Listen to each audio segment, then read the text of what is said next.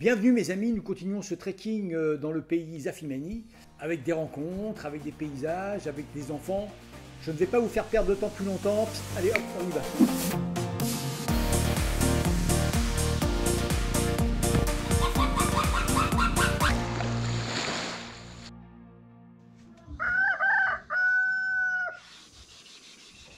On a mis les tentes dans le village. Gabriel est en train de démonter sa tente qui est trempée.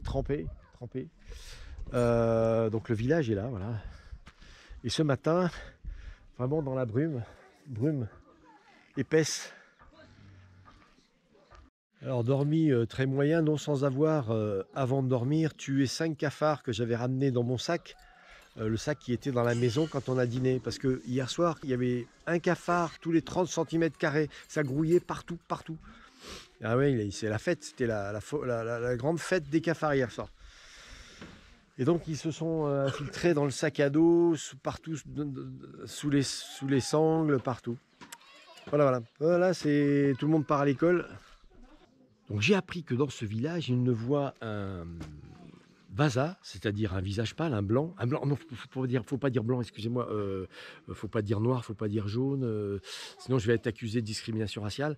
On va dire un visage pâle, quoi, un visage pâle, voilà. Il n'en voit qu'un, un étranger, un vasa, on dit ici. Il n'en voit qu'un tous les 2 mois.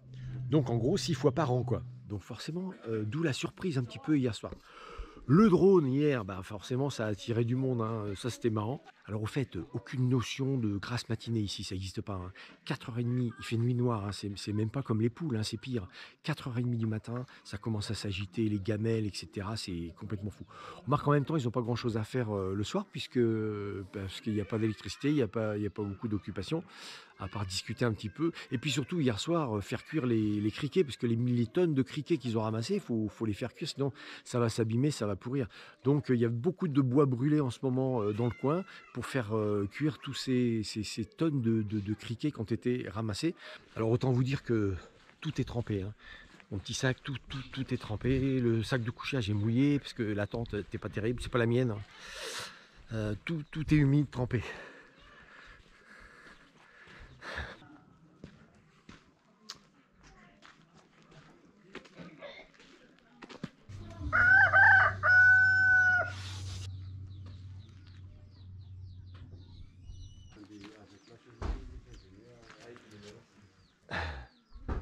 Attention, la distribution de biscuits. Tous en rang. C'est bien parce qu'ils prennent la distance avec les bras, tu sais. Non, tu n'auras pas de biscuits, hein. Non. Ils habitent à Angers. Angers? Le couple qui a monté les écoles. Ah, il est d'Angers, ouais. Bonjour. Bonjour. Bien allé. Merci. Tu vas corriger, JB? Hein? Tu vas corriger? Senja. Senja.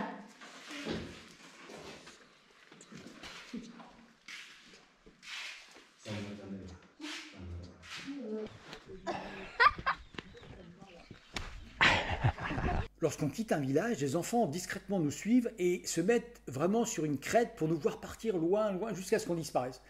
Alors Gabriel a trouvé un nouveau truc, c'est le délire à chaque fois, c'est le au revoir balancement du bassin.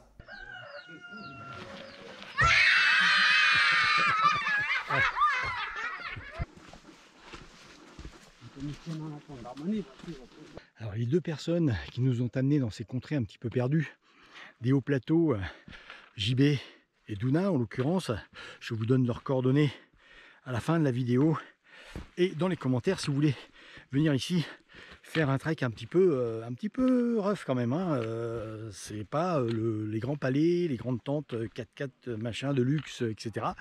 Si vous voulez vraiment approcher au plus près le peuple, eh bien voilà, vous avez plus qu'à les appeler, à les contacter sur Facebook ou avec leur numéro de téléphone.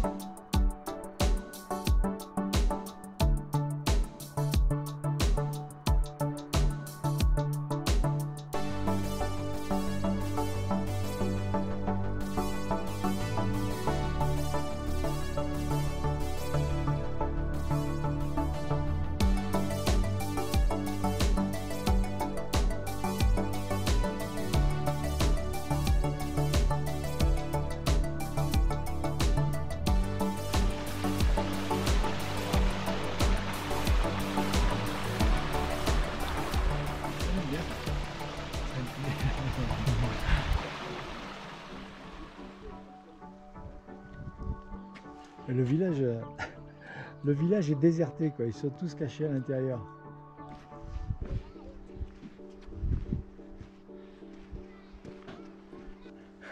Hello. Kayo ah. Iwe, wantah nase. Wantah nan balala. Ah.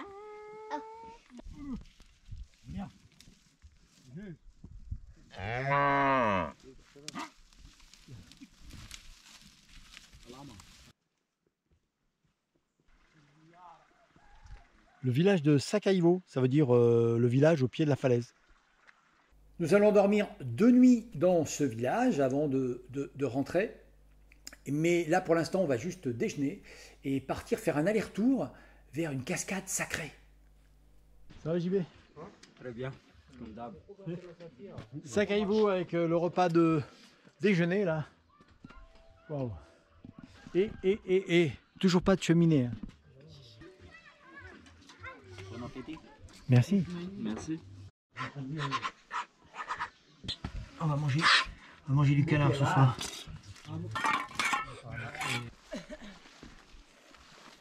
Oh. Ça va moi. Ouais, beaucoup de culture sur brûlis ici. Beaucoup, on en a vu beaucoup. Hein. Oh là les caméléons grillés. Hein. Gabriel a pris la scolo pour dégager la route.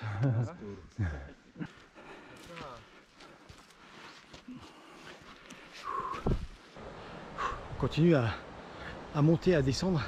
Bon, c'est quand même pas tous les jours simple. Hein.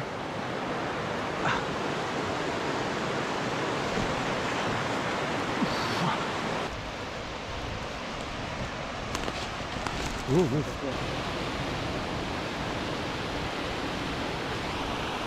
Des endroits sympas pour se baigner ici.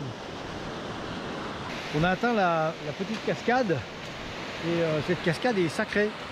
Donc il va falloir faire un rituel si on veut juste toucher l'eau ou éventuellement se baigner. Il faut, voilà, donc on va assister au rituel pour demander l'autorisation à la cascade, sinon ça porte malheur.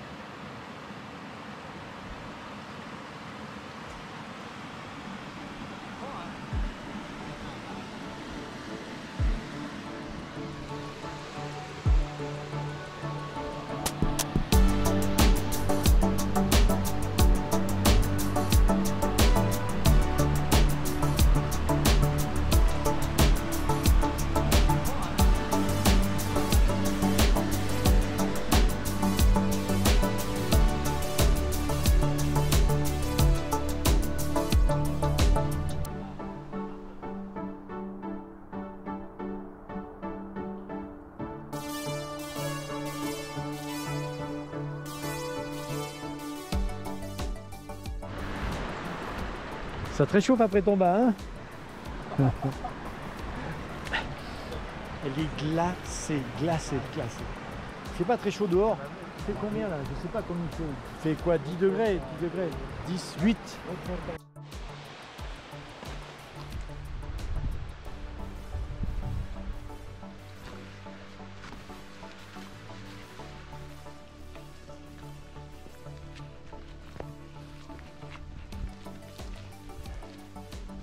On aperçoit toutes les sauterelles qui mangent le riz là. Là il restait du riz, elles sont en train de le manger. Elles disparaissent au fur et à mesure où j'arrive, elles sautent.